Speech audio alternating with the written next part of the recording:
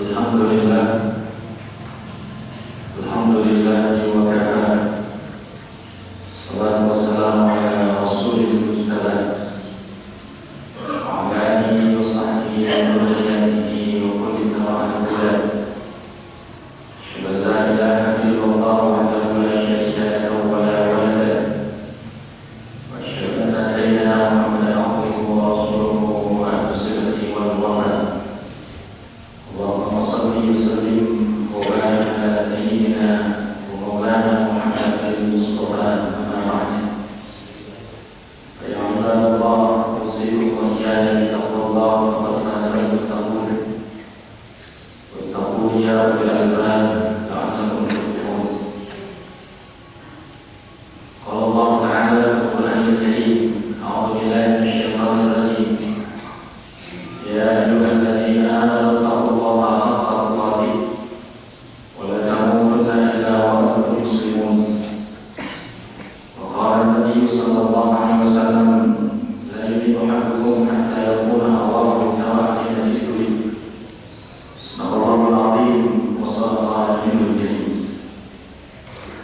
Hadirin jamaah yang dirahmati Allah Subhanahu wa taala, segala puja dan puji hanya bagi Allah Subhanahu wa taala yang telah menciptakan seluruh jagat raya beserta dengan isinya dan mengaturnya dengan pengaturan yang sempurna.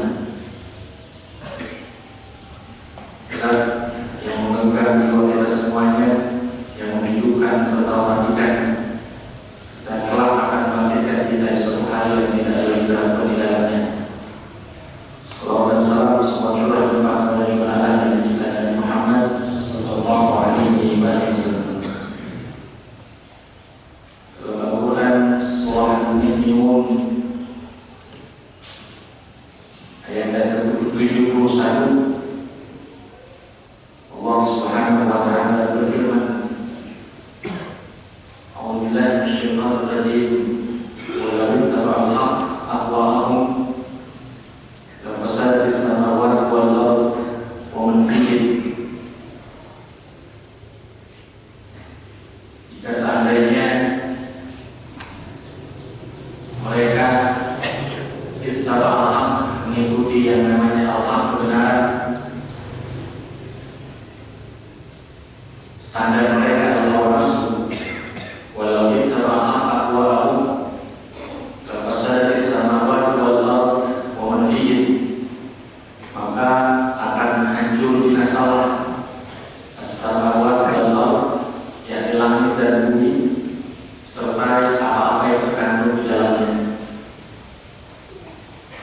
Rahmat Allah Subhanahu wa taala sebagai salah contoh yang terakhir marak dibahas karena fenomena ini sudah mulai berkembang di Asia pasca keputusan Mahkamah Agung Amerika Serikat dan didukung penuh oleh Presiden Obama yang melegalkan perilaku LGBT, lesbian, gay, bisex, dan transgender. Disambut sukacita oleh kaum LGBT di seluruh dunia, termasuk di antaranya di Indonesia. Dan Islam, syariat Islam jelas menolak dengan keras perilaku LGBT, bukan hanya karena tidak sesuai dengan syariat dan perintah Allah Subhanahu wa taala, tetapi juga menimbulkan efek serta pengaruh yang luas terhadap masyarakat. Efek yang dimaksud tentu efek buruk, dan salah satu di antaranya menyebab marak dan munculnya penyakit kelamin, HIV/AIDS, dan penyakit-penyakit berbahaya lain adalah karena perilaku menyimpang seksual. Menurut Allah Subhanahu wa taala, perilaku LGBT ini sesungguhnya bukanlah karena alamiah, tetapi karena memang mereka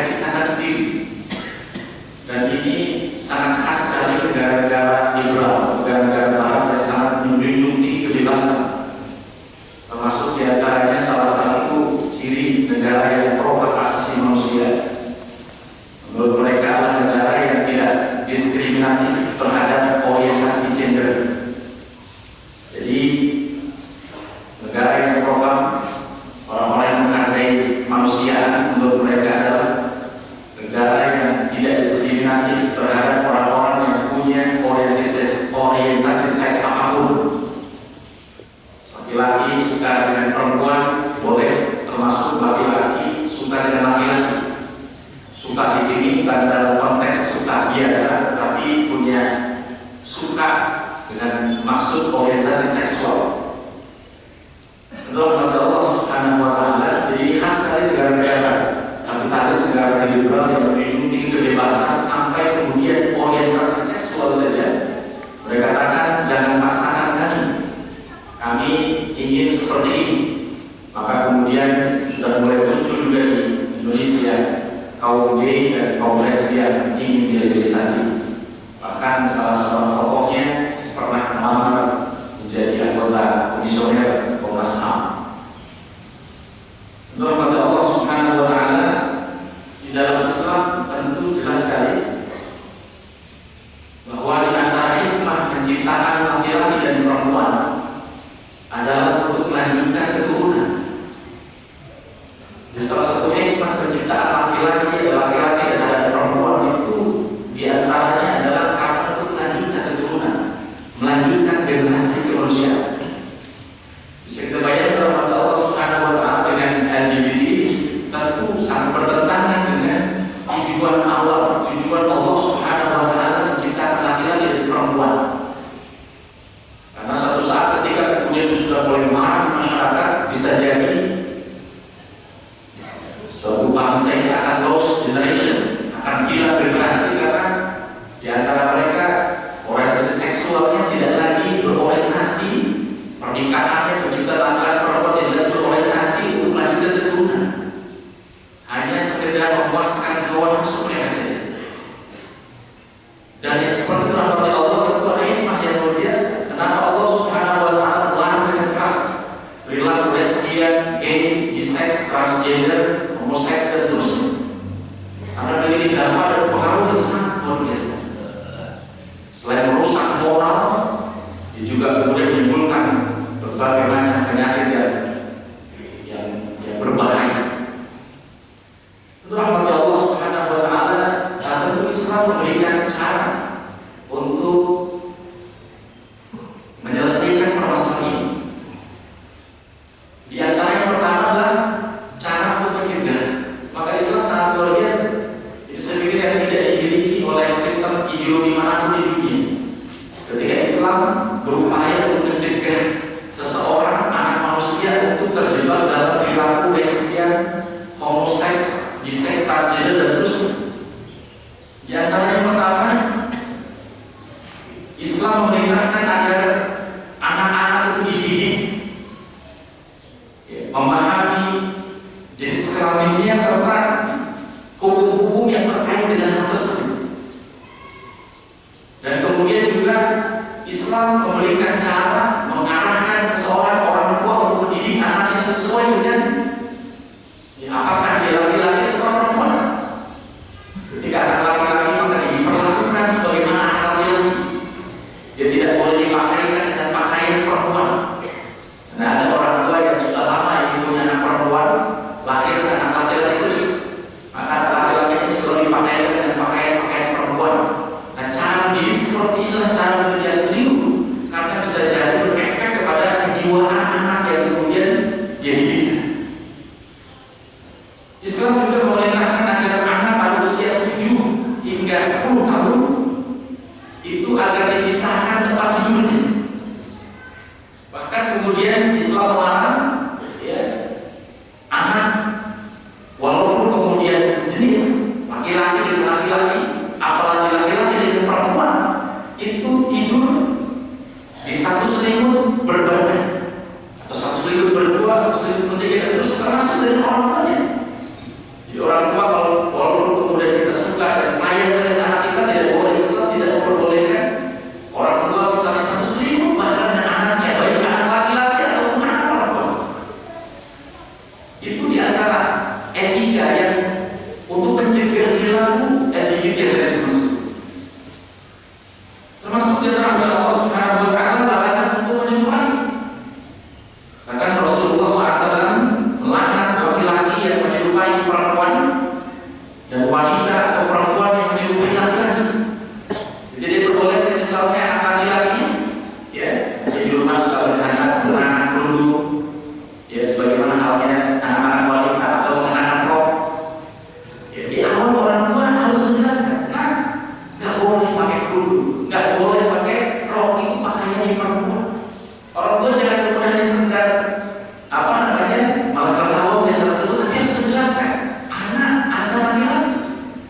itu mainan ini.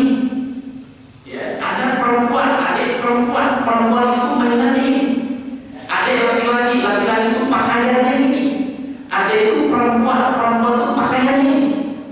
Karena ketika tidak dijelaskan, bisa jadi mereka terpengaruh. Apalagi sekarang di televisi misalnya, alhamdulillah ya, ketika kemudian orang-orang, ya, para artis seleb itu mempraktekkan dia laki-laki tapi mempraktekkan diri sebagai seorang perempuan, atau seorang perempuan yang mempraktekkan diri sebagai seorang laki-laki, bisa jadi perilaku yang seperti itu, yang keliru, yang kontrol, yang anak-anak kontrol, yang anak-anak dilihat oleh anak-anak kita. Kenapa nggak boleh? Kenapa nggak boleh? Oh, yang di TV saja begitu. Disitulah dia ada peran orang tua beri anak-anak dengan benar, sehingga orang orientasi seks mereka sesuai dengan yang seharusnya, sesuai dengan firman. Dan termasuk rahmat Allah Subhanahu wa Ta'ala, ya, Islam juga memerintahkan kaum muslimin untuk mengisolir kaum wanita. Pada masa Rasulullah SAW, ya, bahkan Rasulullah SAW memerintahkan kaum muslimin untuk mengeluarkan, ya, kaum wanita dari rumah-rumah mereka.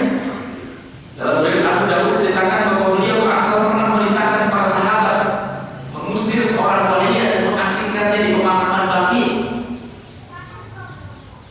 Itulah makna Allah Subhanahu ini berbeda dengan negara yang orang katanya ini hak asasi manusia, tidak boleh seperti itu. Tidak boleh kemudian mendeskripsikan orang seperti itu. Tapi Rasulullah SAW mencontohkan dia. Tentu bukan dalam konteks untuk mendiskreditkan seseorang, tetapi untuk tadi, untuk mendidik dia bahwa Anda itu keliru. Ya. Karena sekarang misalnya kenapa wanita marah luar biasa? Karena ketika mereka berperilaku seperti itu dibiarkan oleh masyarakat, oleh orang tuanya dibiarkan oleh masyarakat Hindu, bahkan diakui oleh masyarakat. Seorang laki-laki yang berubah kelamin menjadi perempuan, ya, berangkat haji, pulang haji, ini disebut hajah. Ya, seorang seleb dan oleh masyarakat pun diaminkan hajah, disebut bunda dan terus itu proses pengakuan sehingga orang merasa berarti menjadi wanita atau sebaliknya itu tidak masalah. Itulah makna Allah Subhanahu wa Ta'ala dalam Islam. Saya katakan tadi telah jelaskan. Dan bukan hanya pencegahan tapi juga hukuman. Hukuman buat orang-orang yang melakukan perilaku sebagaimana perilakunya kaum Nabi Lut, yaitu homoseks dan lesbian. Kata Rasulullah SAW dan hadis riwayat Abu Dawud, Ibnu Majah, beliau mengatakan, siapa saja yang kalian jumpai melakukan perbuatan kaum Nabi Lut alaihissalam, maka hukumlah pelakunya dengan hukuman mati. Jadi luar biasa. Kita juga mungkin berpikir, kok kenapa Islam begitu tegas terhadap orang seperti ini? Bukan hanya terhadap perilaku LGBT, termasuk di antaranya misalnya terhadap orang-orang yang melakukan perzinahan, yang itu tidak bisa atau bisa di-cover oleh hukum positif di Indonesia misalnya. Bagaimana mungkin orang yang melakukan suka dengan suka sama suka diberikan hukuman yang keras luar biasa dalam Islam? Dalam hukum positif itu tidak ter-cover misalnya. Orang melakukan hubungan, ya, sebagaimana suami istri, laki-laki perempuan suka sama suka, apa yang bisa hukumnya? Sementara hukum dalam Islam sangat jelas sekali. Bagi yang sudah menikah, hukumannya adalah rajam, farjimu kata Rasulullah SAW. Dan bagi yang belum menikah, hukumannya adalah fajlidu kulla wahidin minhuma mi'ata jaldah. Maka cambuk atau jilid dia dengan 100 kali cambukan atau jilidnya. Dalam hati Allah Subhanahu wa Ta'ala itu kita harus bisa melihat apa di balik ketegasan hukum dan syariat Islam di dalamnya. Barakallahu fiikum.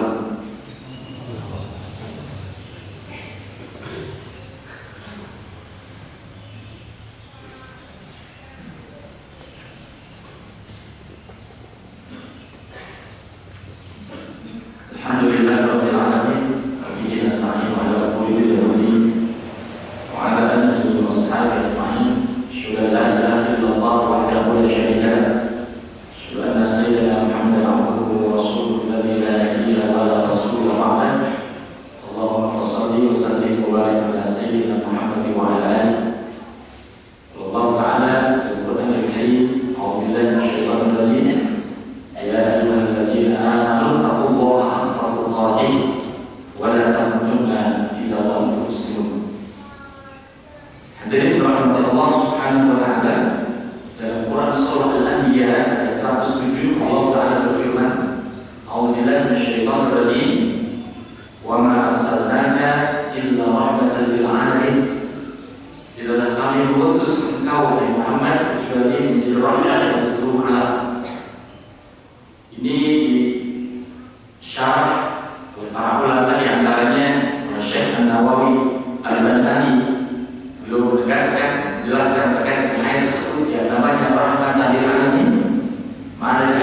adalah tidak lain mengutus engkau ya Muhammad sebagai sebaik-baik makhluk dengan membawa ajaran syariahnya, dengan membawa ajaran syariahnya Allah, kecuali sebagai rahmat bagi semesta alam yang ada menjadi rahmat kami bagi alam semesta seluruhnya dan bagi agama ini dalam hidup. Jadi rahmat Allah yang namanya Islam sebagai rahmatan lil alamin, tidak sebagaimana yang difahami oleh sebagian orang. Jadi Islam rahmat alam itu Islam yang tidak boleh ada kekerasan, misalnya Islam yang damai dan seterusnya. Maknanya tidak demikian. Yang namanya Islam rahmat alam, Islam akan dirahmat bagi seluruh alam, bukan hanya Muslim, tetapi juga untuk non Muslim, bukan hanya untuk manusia, tapi juga untuk seluruh alam. Ketika apa? Ada syaratnya. Syarat Islam rahmat alam ketika diterapkan syariat, diterapkan hukum-hukumnya. Jadi hukum-hukum Allah SWT diterapkan, baru Islam akan dirahmatan lil alamin.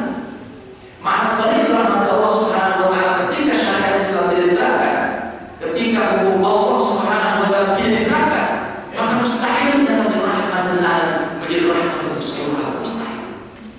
Jadi sekali lagi saya sampaikan bahwa Islam akan menjadi rahmat bagi seluruh alam, baik bagi Muslim atau non Muslim, baik bagi manusia atau seluruh alam secara keseluruhan. Syaratnya adalah ketika seluruh syariat dan hukum-hukumnya diterapkan, bukan menerapkan hukum-hukum yang lain selain hukum Allah Subhanahu wa Ta'ala, maka Islam akan berrahmatan lil alamin. Ketika ini tidak dilakukan, jangan pernah bermimpi Islam akan dirahmat bagi seluruh alam. Ketika syariat Allah tidak diterapkan, ketika hukum Allah tidak diterapkan dalam konteks individu, keluarga, komunitas, dan sistem keseluruhan, termasuk di antara sistem hukum, sistem politik, dan seterusnya, maka jangan harap Islam akan berubah bagi seluruh. Doa kepada Allah Subhanahu wa Ta'ala saja bisa disampaikan bersama-sama. Kita mohon menajat kepada Allah Subhanahu wa Ta'ala agar Allah Subhanahu wa Ta'ala menjauhkan umat ini, bangsa ini dari bala dan berbagai macam bencana karena tidak taatan kepada syariat dan hukum Allah Subhanahu wa Ta'ala.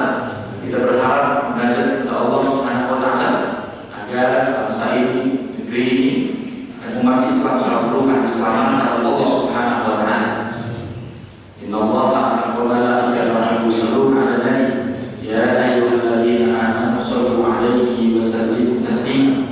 Allahumma ighfir lil mu'minina wal mu'minat wal muslimin wal muslimat al ahya'i minhum wal amwat innaka sami'un qaribun mujibud da'wat wa ya qadiyal hajat.